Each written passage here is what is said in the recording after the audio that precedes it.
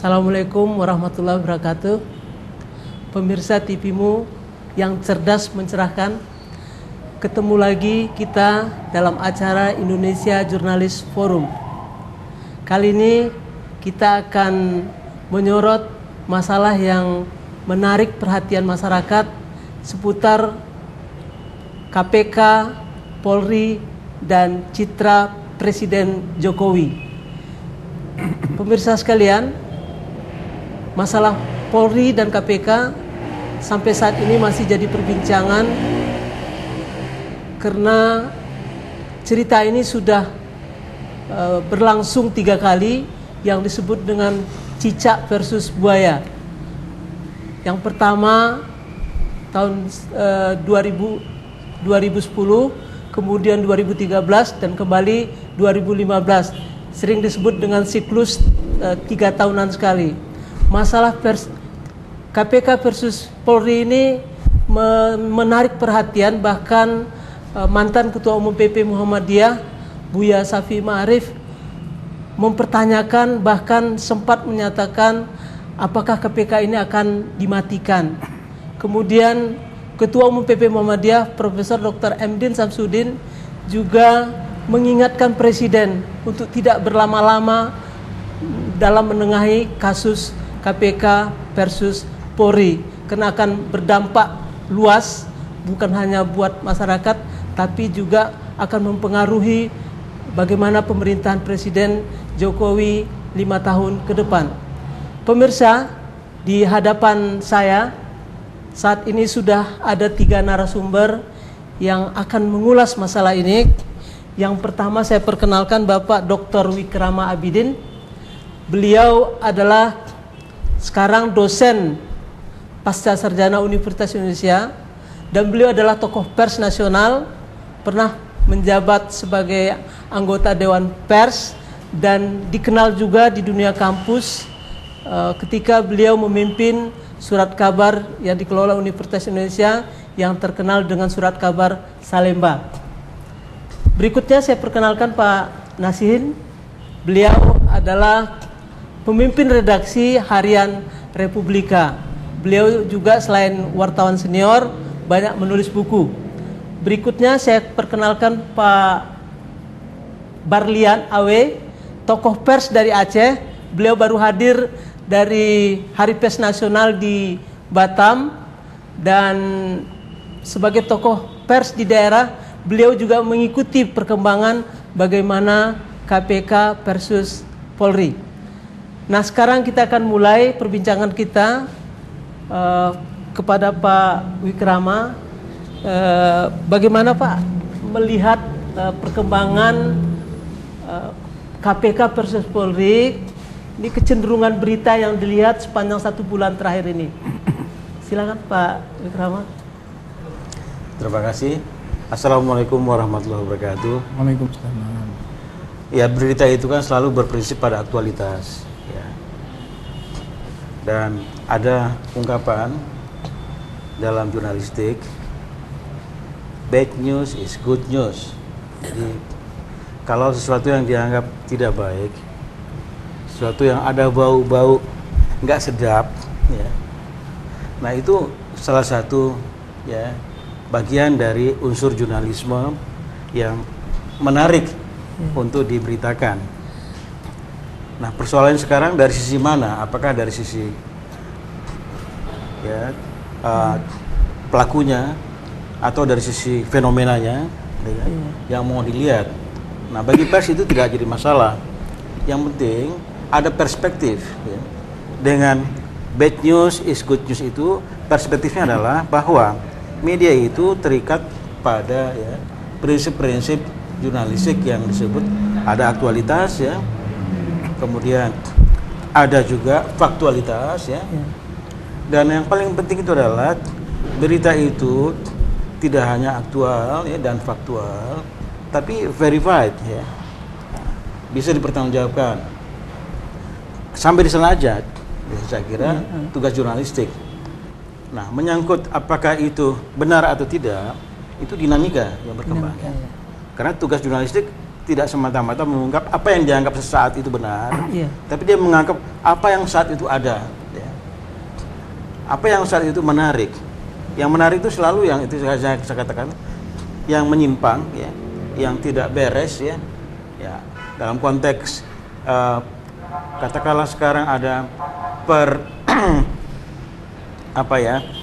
perbedaan pandangan penegakan hukum antara KPK dengan Polri, ya.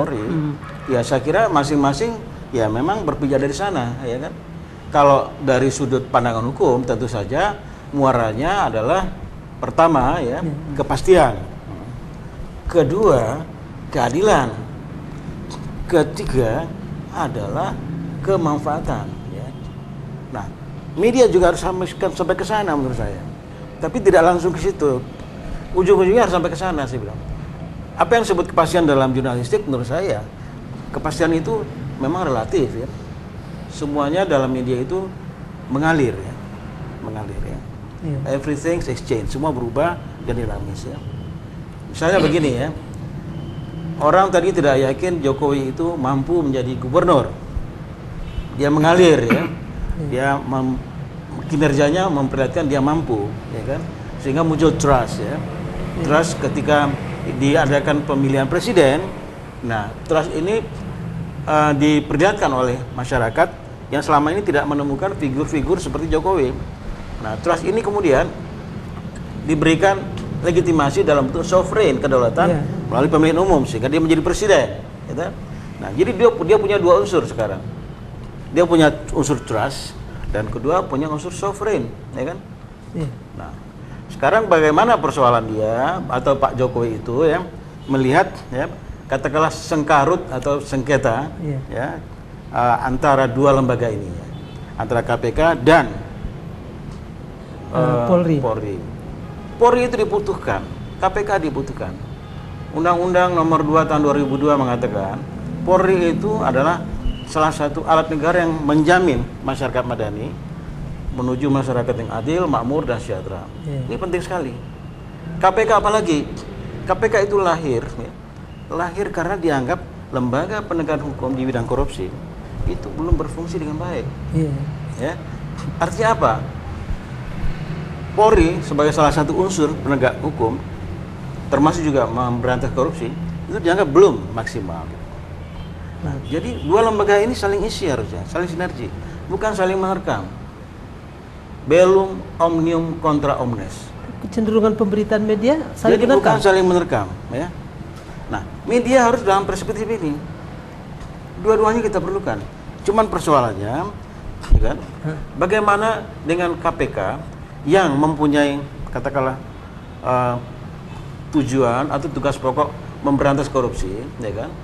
Itu dia memberantas dengan prinsip-prinsip saya katakan tadi yang bermuara kepada kepastian. Ya, bahwa orang yang diduga dan disangka korupsi itu pasti dia mengkorupsi. Nah, selama ini kita lihat itu ya. Iya, betul. Ya. Tidak ada satupun kasus di KPK yang sudah ditersangkakan, sudah ditingkat menjadi penyidik, penyidikan, itu tidak ada yang lolos dari sanksi hukum. Iya. Ya kan? Kedua, ya kan, azas keadilan. Keadilan itu kan bagaimana kita melihatnya dari perspektif. Yang paling penting dalam penegakan hukum, terutama masalah korupsi, itu betapa tidak adilnya, ya kan? Pelaku-pelaku atau koruptor-koruptor itu dengan begitu mudahnya dia mengeruk kekayaan negara, ya, dengan kekuasaan yang ada padanya dan kekuasaan itu diberikan oleh rakyat, ya, melalui legitimasi, tapi dia memanfaatkan itu atau menyalahgunakan itu untuk hal-hal yang tidak dirasakan manfaatnya untuk masyarakat. Jadi ujungnya saya kira harus ada kepastian, itu sudah KPK, ya kan? Kedua, keadilan. Ketiga, kemanfaatan. Nah, Polri sendiri gimana, Pak? Saya belum sampai sana. Kemanfaatan itu harus ada ukurannya, kinerja. Ya. Jadi kalau berdasarkan data yang ada di KPK, ya, dan kinerja itu kita bisa lihat berapa besar uang negara yang dikembalikan atau diselamatkan oleh KPK dan Polri. Data tahun 2013, KPK bisa mengembalikan uang sekitar 1,3 triliun. Polri bisa mengembalikan 1 triliun. Berarti tidak terlalu jauh jaraknya. Itu data dari KPK. Iya. Ya. Berarti ini dua lembaga ini sebenarnya mempunyai kekuatan yang kita harapkan bisa lebih baik, meskipun infrastruktur yang dimiliki oleh Polri itu lebih besar, ya, lebih kuat, dengan anggaran yang pasti lebih besar juga. KPK hanya dengan beberapa orang saja penyidik dan jumlahnya ya. Nah, jadi menurut saya perspektif pemberitaan media itu kita jangan terjebak kepada hal-hal yang sifatnya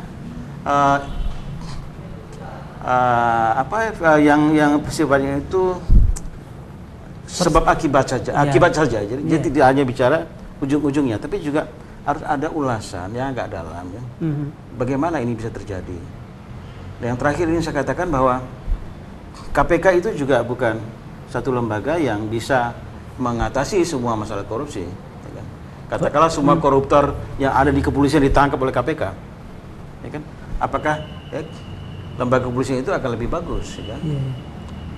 Kalau itu yang dilakukan oleh KPK ya, baru satu kan? Dari sekian pemegang rekening gendut. Tapi pertanyaan juga, apakah semua komisioner di KPK itu ditersangkakan? Apakah KPK juga akan lebih bagus atau lebih runtuh? Saya bilang. Nah itu mungkin dari saya. Pak Nasin mungkin dari pemerintahan di Republika Pak? Saya tidak hanya melihat dari Republika ya, dari pers pada umumnya. Ya betul. Saya melihat respon pers dan respon publik terhadap katakanlah ini cicak buaya jilid 3 ya. Itu berbeda dengan respon pers dan respon publik terhadap cicak buaya jilid 1 dan 2. Jilid 2 ya. Jadi respon pers dan publik saat ini itu relatif tidak segegap gembita pada cicak buaya 1 dan 2. Berarti ini sebetulnya lebih ringan, lebih tidak begitu dibandingkan yang 1 2 ya? Poinnya bukan di situ. Jadi respon yang berbeda ini, kalau dulu itu publik dan pers sangat full mendukung KPK. Saat ini tidak begitu full. Tidak begitu full. Tapi bukan berarti mendukung polisi. Tidak. Jadi tapi tingkat dukungan terhadap KPK itu turun. Nah ini adalah ada satu pertanyaan. Nah inilah yang menurut saya satu hal yang harus dipahami pada kita semua terhadap bangsa ini, bahwa ada masalah di KPK. Nah inilah. Jadi kita berharap dengan terjadinya katakanlah ini cicak buaya ketiga itu KPK berbenah. Tentu saja kita tidak hanya melihat dari sisi situ, tapi bagaimana sisi yang lainnya lagi, bagaimana presiden. Nah ini saya lihat ada persoalan pada Presiden Jokowi ya. Jadi kalau saya menilai pada periode presiden yang lalu, katakanlah Pak SBY itu kita menamakannya oligarki. Sekarang itu menurut saya sudah berubah menjadi plutokrasi. Jadi negara dikendalikan para orang kaya. Nah inilah yang menurut saya sama bahayanya, cuma ini lebih berbahaya lagi. Karena kalau oligarki itu masih ada pihak lain yang dia asal punya power, asal punya kewenangan, asal ada dalam gelanggang dia bisa ikut main. Tapi kalau plutokrasi benar-benar dia harus punya uang. Nah inilah yang saat ini sedang terjadi, yang menurut saya di balik peristiwa ini yang harus dicermati. Nah disinilah Presiden Jokowi menurut saya harus bersikap. Dia harus menyatakan bahwa dirinya bukan bagian dari semua itu. Jadi Presiden Jokowi harus berani mengatakan bahwa lebih baik saya jatuh karena berbuat sesuatu yang benar daripada dia menjalankan pemerintahan yang tidak proper akibat dari pertarungan ini, yang dia bukan bagian dari pertarungan ini, dia terjepit. Tapi kan walau bagaimana dia adalah presidennya. Nah dia harus, dialah yang mendapat amanat, dia harus berani mengambil keputusan atau pilihan ketiganya. Oke Pak Nasid, saya kira menarik. Satu lagi, dia harus berani lebih baik jatuh sebagai presiden daripada dijatuh sebagai presiden oleh plutokrat ini daripada dijatuhkan oleh rakyat. Saya kira inilah menarik. Menurut saya yang paling penting. Pemirsa, perbincangan kita menarik sekali dan kita akan lanjutkan setelah yang berikut ini.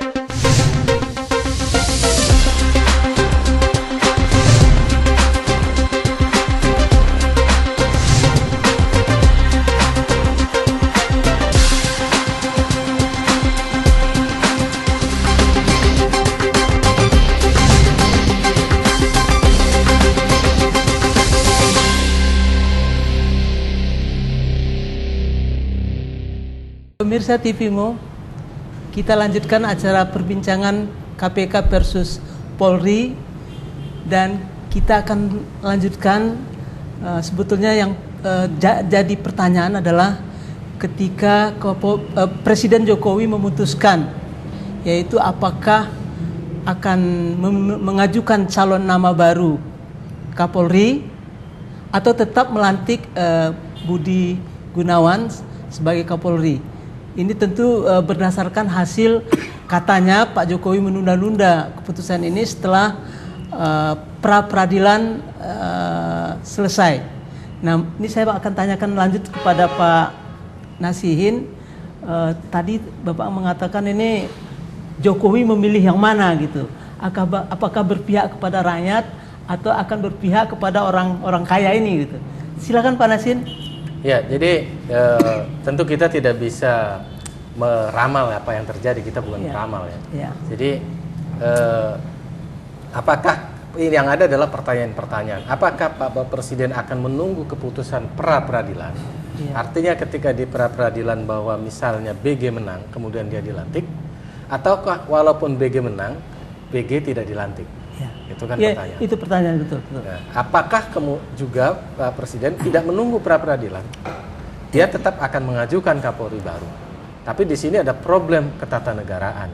Karena sudah DPR sudah memutuskan, sudah diserahkan, tugas Presiden adalah melantiknya. Nah, di sinilah menurut saya perlu debat ketatanegaraan. Apa yang harus dilakukan jika terjadi sedemikian itu? Karena persoalannya adalah dari awal sebetulnya kan. Dari awal bahwa ketika itu bau mestinya jangan diajukan. Tapi orang mengatakan bahwa itu ada praduga tidak bersalah. Dia punya hak yang sama. Oke, satu. Kemudian yang kedua, ketika dia sudah ditetapkan menjadi tersangka, mestinya segera ditarik. Ya kan? Tapi ternyata Presiden selalu beralasan bahwa ada asas praduga tak bersalah, maka biarkan proses hukum yang berjalan. Jadi inilah yang saya sebut sebetulnya di balik semua ini Pak Presiden terjebak pada pertarungan para pemegang saham kekuasaan dirinya kan. Ya menurut saya di sinilah Bapak Presiden harus berani mengambil keputusan bahwa dia tidak boleh terjebak pada power play. Power play itu sudah selesai ketika pemilihan umum. Bagi-bagi kekuasaan sudah selesai ketika penyusunan kabinet. Sekarang adalah saatnya bekerja mengabdi kepada rakyat. Disitulah dia harus memilih siapapun orang yang menurut dia proper, biar diuji oleh keputusannya. Nah disinilah yang ternyata terjebak pada situasi ini kan. Sehingga ketika sudah terjebak pada seperti ini, menurut saya ya dia harus mengambil langkah tegas saja, jangan menunda-nunda. Pak Berlian, ini gimana nih kalau di daerah sendiri? Masalah ini jadi sorotan apa gitu, atau Pak Berlian mungkin bisa mencermati dari masyarakat pers di Aceh mungkin? Terima kasih Pak Ismail. Sebenarnya masyarakat Aceh adalah bagian daripada masyarakat Indonesia. Oleh karena itu perilaku yang masyarakat Aceh termasuk dalam mengamati ini juga sama dengan fenomena yang terjadi pada masyarakat umumnya. Saya melihat ada hal yang penting ketika hebohnya KPK versus Polri, kemudian faktor Jokowi. Itu dilatar belakangi oleh dua hal menurut saya. Pertama, Jokowi ini naik jadi presiden itu berkat hingar-bingar pers. Pers yang mencitrakan beliau dia menjadi objek yang perlu terus-menerus menjadi pemberitaan. Yang kedua, tadi Polri dan KPK ada kelanjutan dari yang dulu juga dimainkan oleh pers. Bertemu dua buah skenario ini dalam satu skenario yang melibatkan Jokowi. Inilah maka walaupun tidak sehingar-bingar dulu, tapi ini jauh lebih menarik, jauh lebih sulit kita menebak. Kenapa? Karena ada dua hal bagi Jokowi. Pertama, dia dulu disebut sebagai orang yang diatur oleh orang lain. Dia harus buktikan sekarang, dia bukan orang yang diatur. Dia dapat mengambil keputusan, melantik atau tidak melantik calon Kapolri. Yang kedua, rakyat Indonesia baru saja selesai berhadapan atau memiliki presiden yang disebut dengan presiden ragu-ragu dalam tanda petik. Dulu Pak SBY ragu-ragu. Ini juga mau dilihat apakah Pak Jokowi sekarang masih ragu-ragu seperti SBY? Ya ini dilihat. Dari momen kali ini adalah momen yang sangat komplit. Oleh karena itu, kalau ada orang-orang yang dekat dengan presiden, publik berharap ini drama ini jangan terlalu lama gitu berlangsung, dan Jokowi harus memperlihatkan bahwa dia bukan hanya petugas partai, dia presiden, dan ini adalah momen untuk menguji. Mungkin Pak Wickrama bisa nambahkan ini seberapa lama nih akan jadi sorotan pers terus menerus kasus Polri versus KPK ini, Pak? Jadi kalau pers itu kan selalu diungkapkan sebagai cerminan dari realitas sosiologis dan politis. Ya. Jadi selama masalah ini tidak berujung, ya, selalu mengundang kontroversi, nah itulah tugas pers untuk mengangkatnya menjadi berita. Cuman menurut saya sebaiknya media juga mampu berperan ya, di balik memberitakan fenomena yang ada, memberikan perspektif yang jelas. Ya kan, tadi saya katakan bahwa dari perspektif tata negara, kepolisian dan KPK dua-duanya lembaga negara. Kepolisian itu adalah lembaga negara ya, yang diatur dalam konstitusi dan undang-undang. Tapi di dalam hal penegakan hukum, terutama dalam pemberantasan korupsi, dianggap bersama kejaksaan belum maksimal ya, melaksanakan fungsinya, sehingga lahirlah ya lembaga-lembaga namanya auxiliary state body, lembaga penunjang negara ya, seperti KPK, PPATK ya, yang diharapkan bisa mendorong lembaga-lembaga yang sudah ada ini bisa lebih baik. Nah, jadi dua-duanya penting.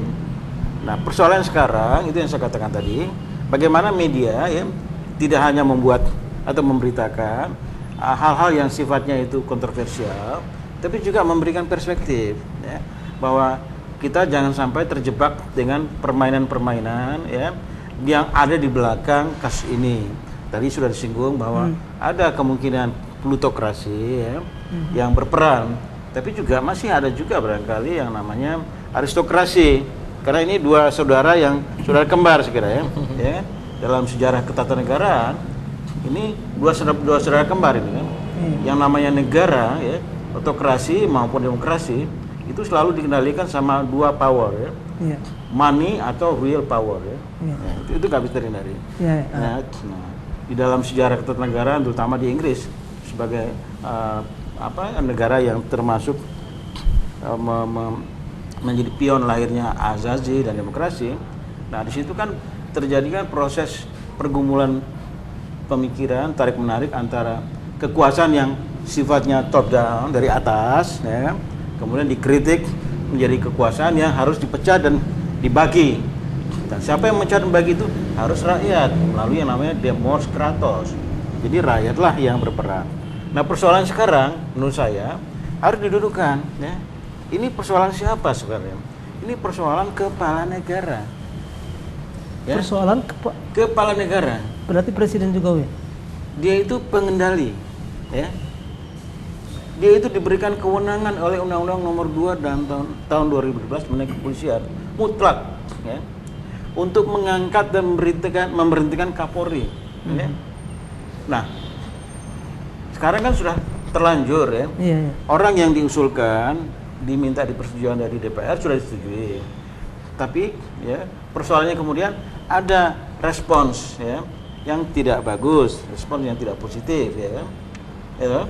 Nah, kemudian muncul reaksi juga dari polisi kan, ada lembaga kepolisian yang juga mereka punya semacam bahan-bahan atau informasi atau kekuatan lain sebagai penegak hukum. Dia juga melihat bahwa KPK pun tidak bersih, ya kan? Kalau mau bicara bersih-bersihan gitu kan. Nah, terjadi balas-membalas.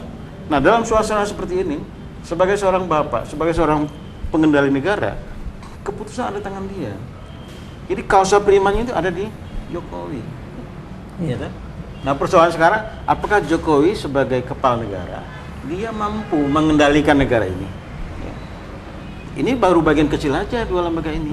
Kehidupan Kan ada yang mengatakan begini, ini persoalannya tidak hanya masalah hukum, gitu, masalah kriminalisasi dua instansi ini, gitu.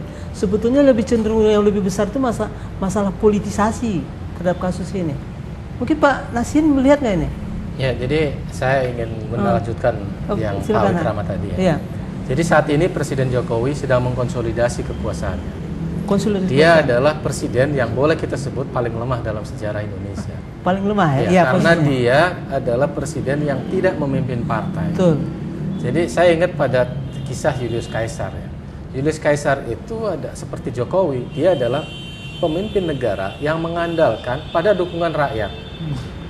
Dia kuat dukungan rakyat, tapi di parlemen dia tidak dapat dukungan karena dia hanya seorang panglima perang yang banyak berjasa pada negara. Kalau Jokowi adalah karena dia media darling maka disukai oleh publik dan seterusnya. Iya. Nah sekarang dia lagi mencoba mengkonsolidasi kekuasaannya. Nah apakah dia berhasil atau tidak? Itu pertanyaannya. Disitulah yang saya sebut bahwa Presiden Jokowi tadi disebut oleh Pak Wikrama dengan kewenangannya yang luar biasa, dia bisa melakukan untuk melakukan konsolidasi. Dia bisa melakukan apa saja. Dia bisa abaikan semua orang itu. Jadi dia harus lakukan itu. Yang penting dia selalu kepada rakyat. Tentu saja dia harus membangun inner circle secara baik, membangun komunikasi, dan dia sudah lakukan komunikasi politik kan. Jadi jangan sampai seperti Julius Caesar yang gagal melakukan komunikasi politik sehingga dia bukan sekedar dikudeta tapi dibunuh secara fisik ya. Dan tentu saja kita tidak menghendaki itu terjadi ya. Jadi dia harus melakukan sesuatu dan disinilah yang dibutuhkan oleh rakyat. Karena kalau dia terus konsolidasi ini terlambat, dia akan terjebak pada pertarungan berikutnya. Ini baru soal Kapolri. Besok adalah pertarungan soal anggaran yang lebih dari 1.600 triliun. Dengan kita sudah mencabut subsidi BBM yang nilainya 100 triliun lebih, itu kemudian dijabarkan ke dalam pembangunan. Apa orang-orang itu yang saya sebut plutokrasi akan mendiamkan duit ini beredar begitu saja? Jadi kalau dia tidak segera mengkonsolidasi, duit subsidi yang sudah dicabut yang dimaksudkan untuk kesejahteraan rakyat justru kemudian diambil oleh elit lagi. Dan kita sudah dengarkan bahwa dana ini nanti akan masuk ke sini. Isu-isu sudah mulai selain Kapolri ini sudah berkembang. Jadi menurut saya Presiden tidak boleh terus terjebak pada power play itu. Karena pada tahap berikutnya dia akan disabotase, bisa terjadi kan seperti itu. Nah di situ dia apakah tadi dia akan masuk ke dalam 3 skenario tadi. Menurut saya dia harus berani ambil keputusan, lebih baik dijatuhkan oleh mereka tapi terhormat. Oke. Saya mau namakan lagi. Mungkin kita lanjutkan di sesi berikut, Pak. Sekarang kita jeda dulu. Kita sambung berikutnya. Makasih.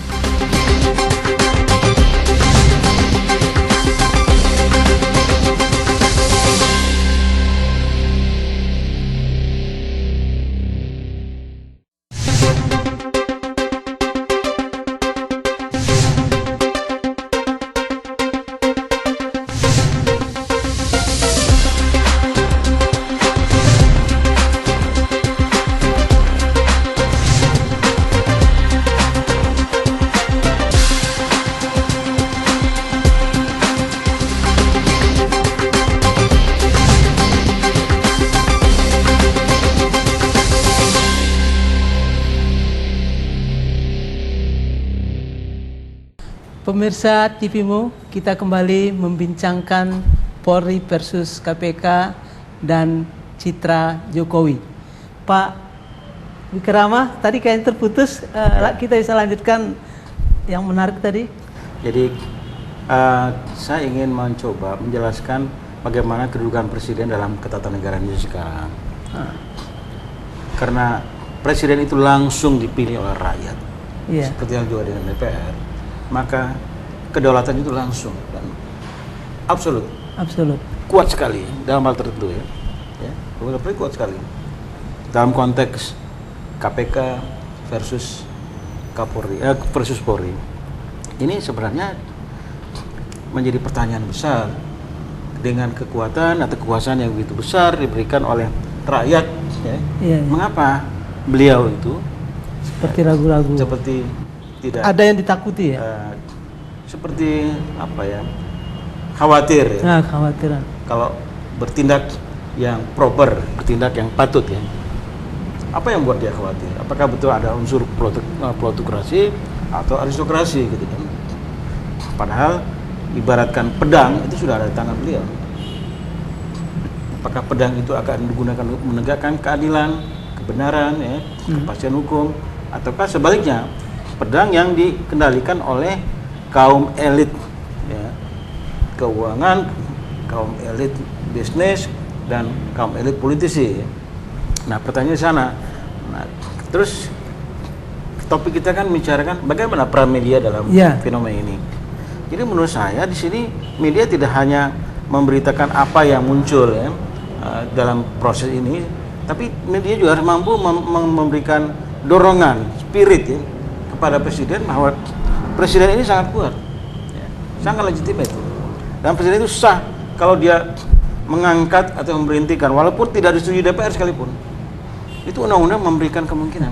Pak Nasin, gimana nih dorongan pers ini? Ya saya lihat begini kan, perbedaan sekarang, dulu kan presiden itu mandataris MPR. Ya. Itu kan dia ini oleh rakyat. Cuma kekuatan Jokowi jauh lebih besar. Makanya saya katakan publik sedang menunggu sejauh mana keberanian Jokowi menggunakan kekuasaan yang luar biasa dalam sejarah Indonesia ini. Dan dia didukung oleh rakyat, dan dia menjadi dia mulai dari tokoh yang kecil sehingga jadi besar. Masa ketika ini rakyat harus menunggu harapan-harapan ini ya, seperti Pak Wikrama bilang tadi, Jokowi harus menggunakan pure power ini. Sekarang kan kalau dulu waktu dia melawan bertanding dengan Prabowo, ada orang yang nggak senang dengan dia, tapi sekarang rakyat mendukung dia. Dan hubungan KPK dengan Polri juga nggak sama dengan dulu. Dulu publik berpihak ke KPK, sekarang nggak ada publik berpihak KPK. Siapapun apapun yang diputuskan oleh Jokowi, rakyat akan menerima. Ini yang kita tunggu sebenarnya. Pak Nasin? Ya, jadi saya pikir betul bahwa sekarang adalah rakyat menunggu ya. Dan pers itu akan memberikan support secara penuh kepada presiden. Yang penting dia mengambil keputusan secara benar tadi, bahwa dia berpihak pada kepentingan rakyat. Nah, rakyat di sini tentu saja abstrak sekali, dan disitulah kearifan seorang pemimpin kan. Bagaimana dia bisa menangkap inti dan jantung rakyat itu sendiri kan. Jangan terjebak juga pada publisitas, jangan terjebak pada opini publik, karena opini juga bisa dibentuk. Nah, disinilah yang ketika negara ini oligarkis dan plutokratis atau aristokratis, maka itu presiden harus bisa menangkap sampai kepada kedalaman rakyat. Beliau adalah orang yang suka menyelamkan dengan belusukannya, mestinya dia bisa menangkap. Dan dia harus menggunakan fungsi kepala negara daripada fungsi presiden. Kalau lembaga kepresidenan dia hanya lembaga tinggi negara, tapi ketika dia menjadi kepala negara, yang lain semua di bawah dia kan. Ini ada yang menarik ini ya. Kalau orang yang berpikir optimistis itu melihat Jokowi ini akan mampu lah mengatasi ini. Sebetulnya tapi kalau ketika optimistis. yang pesimis, dia bilang ini kelas wali kota ini yang. Enggak, saya menangkap orang-orang yang mencoba tetap optimis itu sebetulnya saya membaca juga ya. Dia tidak berada dalam argumentasi rasional. Dia masuk ke dalam argumentasi kosmologi Jawa ya. Iya. Dia tetap saja bahwa dia ini adalah dia menjadi presiden karena pulung. Iya. Dia menjadi presiden bukan karena dukungan rakyat, tapi karena pulung. Wahyu Makutorojo ya. Nah, ini jadi orang-orang seperti ini yang apapun tindakan Jokowi selalu dibenarkan. Iya, betul. Dalam kosmologi Jawa, dan Jokowi memang seorang yang sangat Jawa juga ya.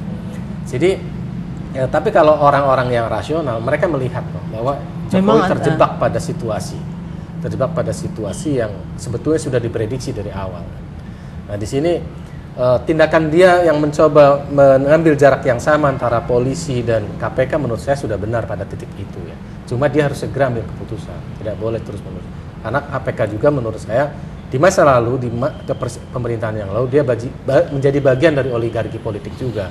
Karena kita kerasa kok bahwa dia dipakai menjadi alat politik.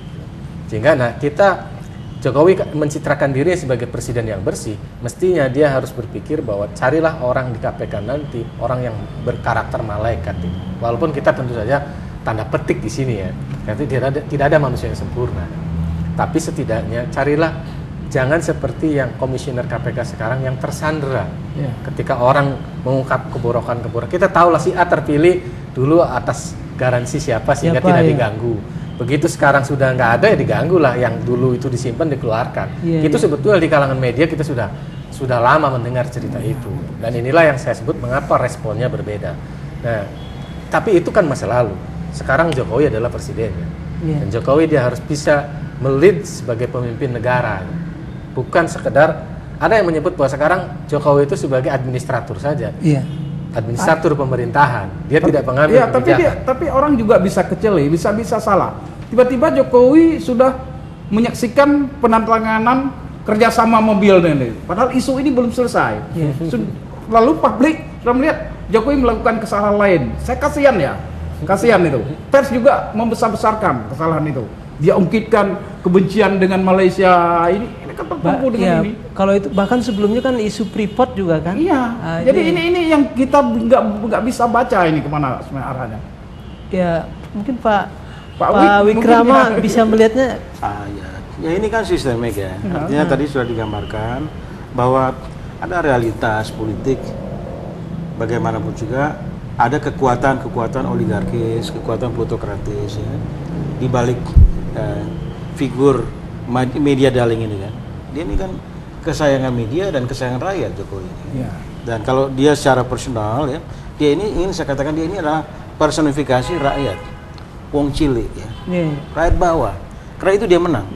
Dia nggak pakai partai pun dia menang. Siapa yang bikin dia menang? Media. Media. Tapi begitu dia tidak tidak lagi bersikap seperti sebelum dia menjadi presiden, artinya dia mengkhianati dirinya sebagai personifikasi dari rakyat kecil, dari rakyat tertindas, dari pejabat-pejabat yang gayanya wah ya, yang gayanya eksklusif ya, tidak mau dekat sama rakyat, maka dia akan ditinggalkan oleh rakyatnya sendiri. Tadi dikatakan sama Mas Rikin, dia itu ingin menjadi lebih kokoh atau dia dijatuhkan. Ini dia berada dalam tepi jurang sekarang. Akan lahir lagi nanti hal yang aneh, ya kan? Bukan hanya Mopnas, pasti lahir lagi. Tadi sudah disinggung sedikit. Ada kemungkinan ada keributan nanti di parlemen, ya soal anggaran di Banggar ya. Banggar masih ada kan? Betul ya. PBNP. Itu bukan mustahil karena Banggar itu sekarang dari dulu itu merupakan lembaga yang jadi inceran politisi. Ya. Dia yang menentukan besar kecilnya anggaran negara. Deal di situ. Jadi kalau Pak Nasir melihat tren berita ini nanti apakah kebosanan pers gitu atau tergantung dari isu ini sampai di mana berakhirnya gitu? Menurut saya publik masih sabar ya terhadap Jokowi karena mereka belum melihat bahwa Jokowi itu punya vested interest pribadi. Publik lebih melihat tadi kasihan, ketidakberdayaan dia dalam pertarungan ini, pertarungan para gajah ya. Jadi publik masih melihat kasihan, tapi sampai batas mana publik mentoleransi kasihan itu? Karena ketika menyangkut hajat hidupnya, kita lihat misalnya kenaikan harga BBM. Kenaikan harga BBM itu sudah membuat harga mahal, harga-harga barang kan. Dan itu orang sudah merasakan. Presiden sudah menurunkan harga BBM, tapi harga tidak turun. Artinya sekarang duit rakyat ditarik ke atas. Sudah tertarik. Sudah ditarik ke atas duit rakyat. Itu nggak kembali. Jadi ini pada tahap tertentu akan sampai pada titik ketika rakyat tidak mentoleransi. Kita ingat bahwa sekarang indeks Gini rasio sudah 0,34. Itu sudah tahap berbahaya. Terjadinya Arab Spring itu kalau nggak salah 0,37. Jadi ini sudah berbahaya. Jadi sudah tinggal sedikit lagi. Nah ini ketika BBM naik, kemudian harga BBM diturunkan lagi, tapi harga barang tidak turun, itu berarti duit lagi ditarik ke atas semua nih. Pada sisi lain, yang tadi subsidi dicabut, diarahkan kan ke atas kan, disebarkannya, tidak langsung kan? Tapi lewat BUMN yang dikasih penyertaan modal, ya kan? Dikasih lewat proyek-proyek, itu kan proyek-proyek berarti yang mengerjakan adalah pengusaha. Ini kan yang nangkep para atas semua. apakah ini akan turun ke bawah? Ketika ini tidak turun, disitulah bahaya mulai mengincar. Dan disitulah batas ketika toleransi rakyat sudah tidak bisa lagi. Jadi Presiden harus tadi disampaikan oleh Pak Wikrama bahwa beliau terpilih itu sebetulnya bukan karena partai-partai itu. Dia dicalonkan oleh siapapun saja, pastilah dia akan dicalonkan, akan diincar. Itu akan ada dukungan yang kuat pada dia. Sehingga dan kepada orang-orang yang tadi menjadi relawan atau menjadi penyokong dia kuat, itu juga dia menumpang aja kok. Dia menumpang untuk bisa ikut perahunya Jokowi. Jadi tidak perlulah berterima kasih pada mereka. Sudah dikasih terima kasih toh, tapi sudah cukup. Jadi biasanya orang-orang yang penuh vested interest tersebut pada perahu ketika jalan sudah cukup, sudah dikasih kan. Harus diganti kepada orang-orang yang kira-kira dia tidak punya saham kenaiknya Jokowi sehingga dia bisa kendalikan presiden bisa mengendalikan maksudnya. Ini campur tangan ini, misalnya kita begini, ini ada perkawinan, kita antar pengantin, kita antar sampai hari perkawinan, jangan kita tunggu sampai dia malam pertama. Jangan sampai ikut masuk kamar malam pertama. Ini yang 100 hari kan sudah lewat ya. 100 hari sudah lewat kan. Iya, makanya ini yang saya lihat. Makanya orang berharap sebetulnya satu bulan ini harusnya sudah tuntas gitu. Tapi kan yang pertanyaan sekarang kan proses hukum itu kan tidak bisa tiba-tiba menguap aja Pak. Ini gimana nih masalah kriminalisasi ini? Jadi kalau menurut saya, hukum biarkan berjalan. Tetap berjalan.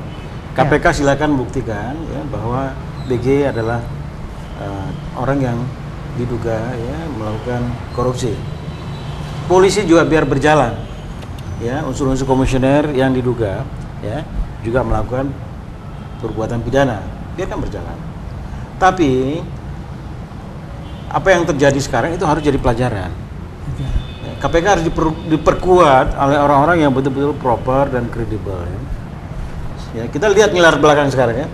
Yang nama jaksa, polisi, lawyer, ya itu bukan malaikat. Kalau mereka ini menjadi komisioner, ini menjadi persoalan.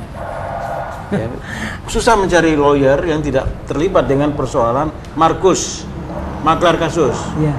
Begitu ya polisi, begitu ya jaksa. Susah mencarinya. Mungkin nanti kita bisa lanjutkan Pak. Pemirsa sekalian, Polri versus KPK masih menjadi tanda tanya. Tapi yang lebih menjadi tanda tanya adalah sebetulnya bagaimana sosok Presiden Jokowi. Dan nanti akan kita lanjutkan lagi.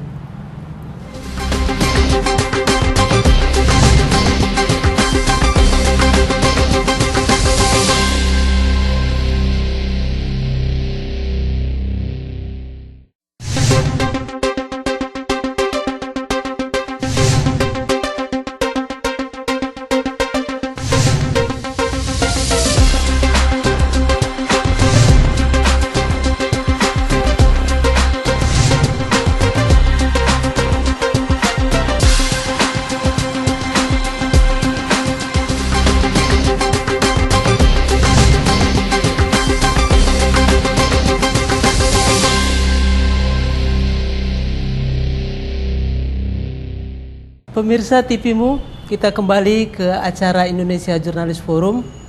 Kali ini kita akan bertanya lagi, sebetulnya bagaimana, apakah kasus semacam Polri versus KPK terulang lagi, dan itu banyak karena kebijakan atau kinerja dari pemerintahan Jokowi sendiri.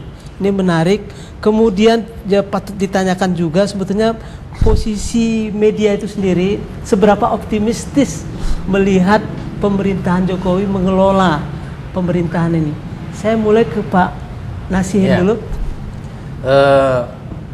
Tentu saja kita masih optimis ya terhadap Presiden Jokowi karena kita belum melihat beliau ada vested interest secara pribadi.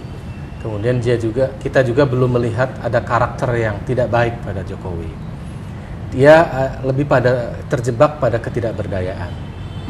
Nah, inilah yang publik harus dorong bagaimana supaya Jokowi muncul rasa percaya dirinya, Jokowi muncul sikapnya yang lebih rasional ya, yang lebih jangan semata-mata dalam pertimbangan kosmologi Jawa ya.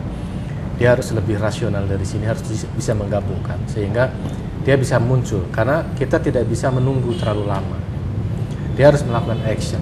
Kalau tidak, ketika bagi-bagi anggaran tadi, dia akan terjebak lagi pada situasi itu, maka pembagian anggaran menjadi tidak real berada di lapangan.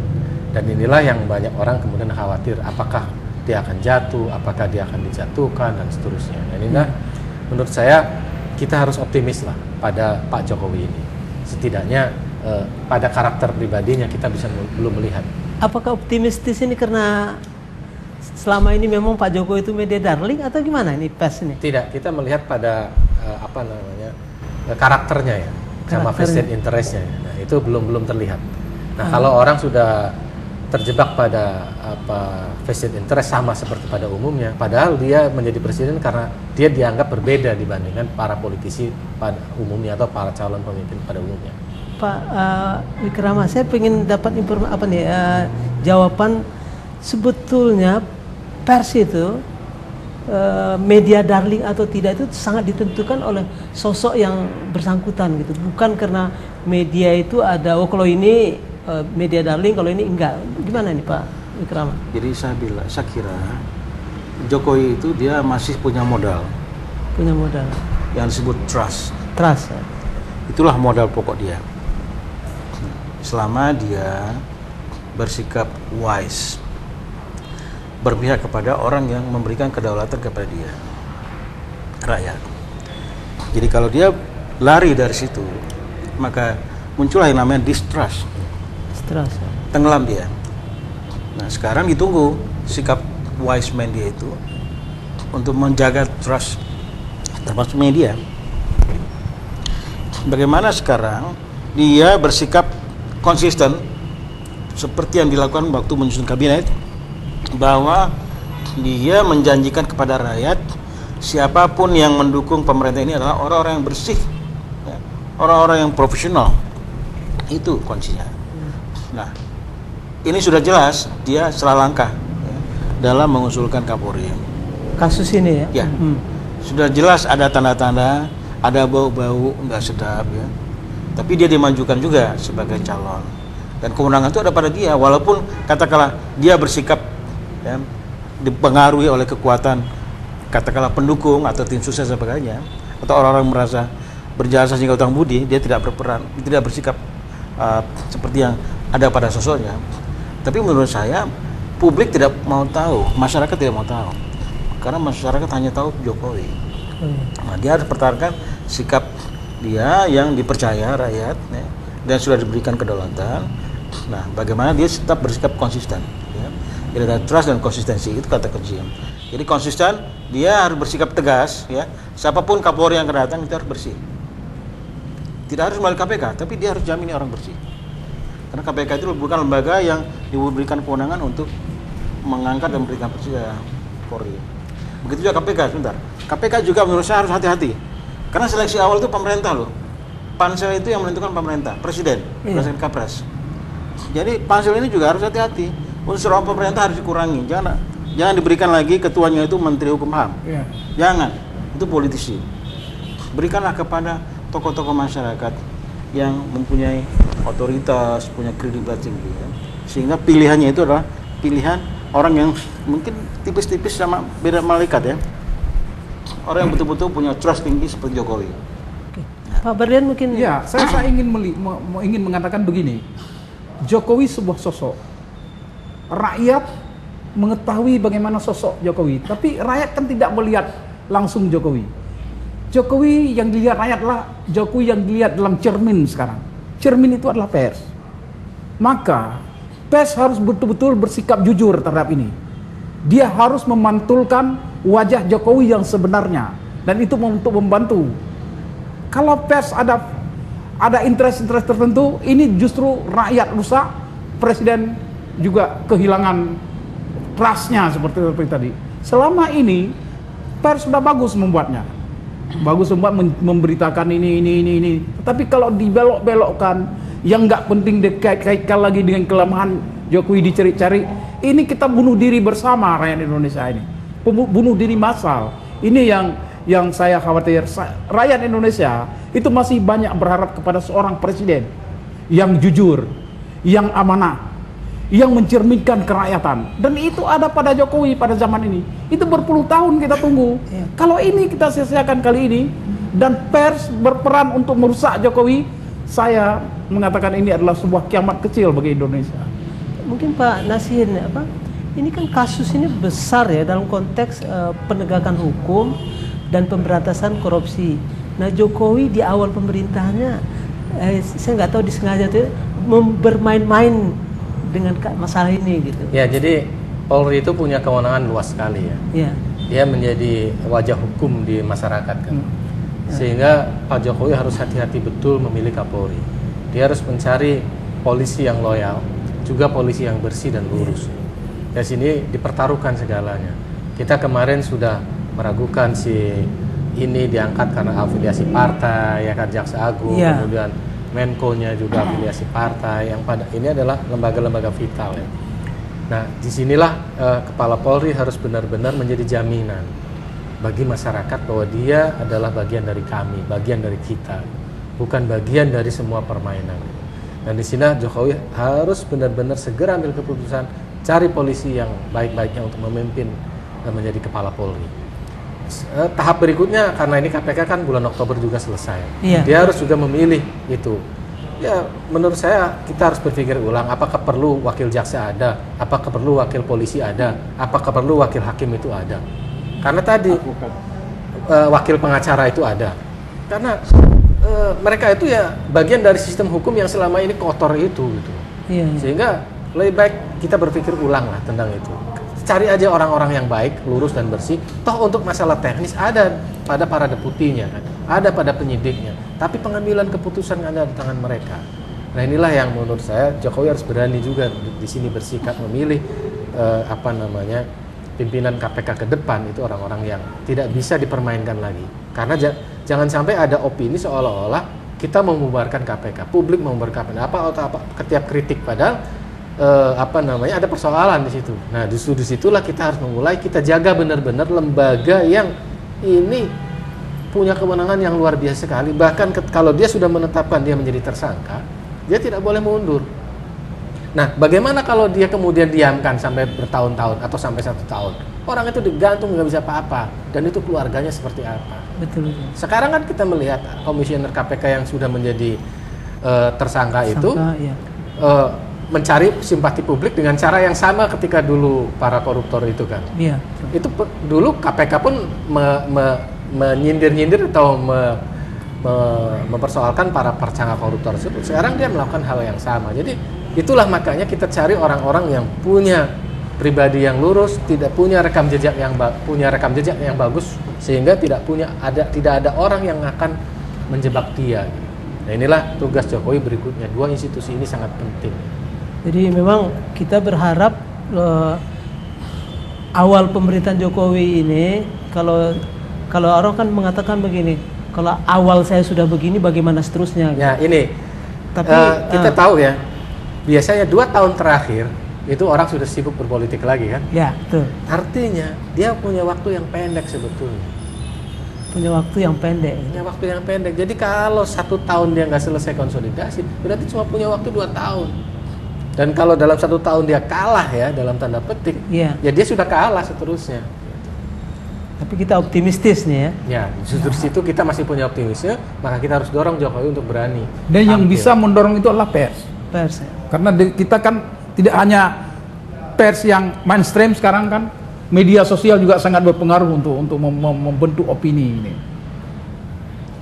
Artinya pers yang bagaimana nih Pak Berlen? Pers tidak hanya mengkritik, tetapi memberi jalan keluar. Ada solusi. Ada solusi. Jangan mengkritik. Maka di dalam bentuk di dalam formasi koran kita kan ada yang namanya opini, ada yang namanya tajuk rencana. Kita mulai mungkin di tingkat elit pers, bagaimana sikap-sikap sebuah koran terhadap ini, menyelesaikan ini. Kita mencari orang-orang yang bisa menulis tentang ini. Ya, Menurut Pak saya Dirjen? pernyataan Pak Bagir waktu pidato Hari Pers Nasional Ya. sangat bagus. Pers jangan menjadi trompet kegaduhan. Jangan Ya. menjadi bagian Ya. trompet kegaduhan. Ya, setuju. Artinya pers jangan mencoba bermain dalam permainan ini. Pers harus menjadi wakil suara Ya, publik.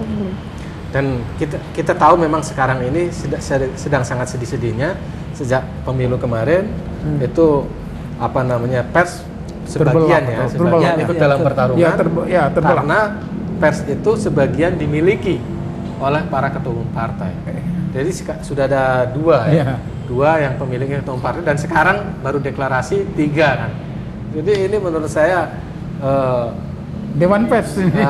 bukan sekedar dewan pers, publik harus mulai bersikap kritis terhadap pers, bagaimana supaya dia memilih pers yang benar, karena pada akhirnya publik yang menentukan. Ya. Pak Wikrama, ini closingnya nih gimana? Ya, betul. Jadi menurut saya sikap pers itu harus tegas ya. Tegas ya. Tegas dalam arti berita maupun opini itu pertama beritanya harus dapat dipertanggungjawabkan kebenarannya, bukan karena ada dorongan-dorongan di luar kepentingan jurnalisme gitu. Kedua ya, perspektifnya atau arah ke memberikan manfaat ya, bukan memberikan manfaat kepada kepentingan-kepentingan yang di belakang kekuasaan atau di belakang media. Karena kita juga sekarang prihatin ya, media itu sekarang terhegemoni oleh kepentingan-kepentingan yang tidak berpihak kepada rakyat, tidak berpihak kepada kepentingan keadilan dan hukum gitu ya. Nah, ini terpecah juga menurut saya. Kepentingan politik dan bisnis itu lebih menonjol sekarang.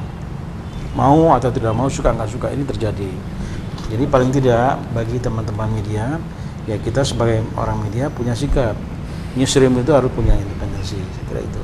Oke Pak Wikrama, pemirsa TVMU, masyarakat pers sangat optimis Jokowi presiden kita akan mampu keluar dari kemelut KPK versus Polri, dan harapan kita Presiden Jokowi punya kepercayaan diri, punya komitmen sebagaimana yang dijanjikannya pada saat kampanye pemilihan presiden lalu. Pers menjadikan beliau media darling, tapi bisa juga sebaliknya, dan sangat banyak ditentukan oleh bagaimana kepemimpinan beliau dari hari ke hari, bahkan kalau pers melihatnya dari detik ke detik. Dan tadi disampaikan oleh 3 narasumber kita, masih optimistis pemerintahan Jokowi dapat melalui masa-masa sulitnya. Demikian pemirsa, sampai ketemu lagi dalam forum Indonesia Jurnalis Forum berikutnya. Terima kasih. Wassalamualaikum warahmatullahi wabarakatuh.